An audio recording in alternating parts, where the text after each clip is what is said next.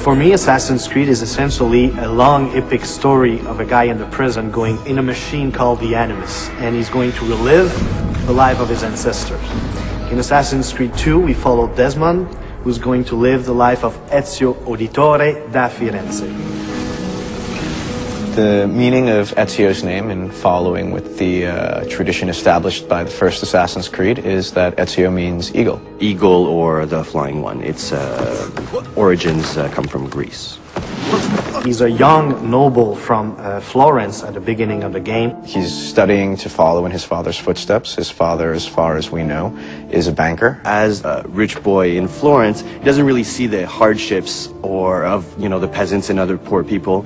And it doesn't really affect him either. He's more of a carefree guy. He does what he has to do. He's got lots of money. He's got lots of friends. And in regards to the women, he's very charming. He always says the right thing, the right thing to surprise them, to stand out of the crowd, and that's why they have a really hard time resisting to his charms.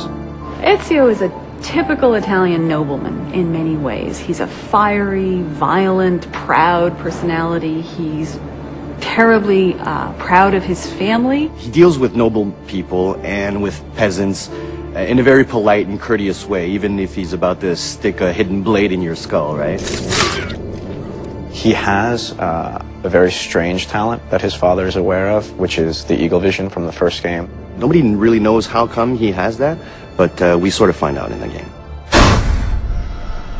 At one point, something tragic happens to himself and his family. What happens is that the same people that Ezio considered to be dear family friends actually turn on him.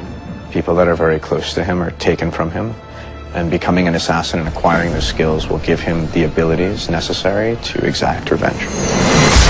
When you're used to just living free and living without a worry in the world, and all of a sudden the entire Florentine army is looking for you, and you have to protect your mother, you have to protect your sister, and you have to defend yourself, changes everything in his life.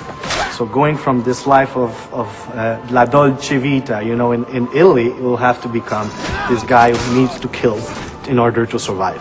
We see Ezio progressing very much so throughout the game, physically as well as emotionally and in his personality.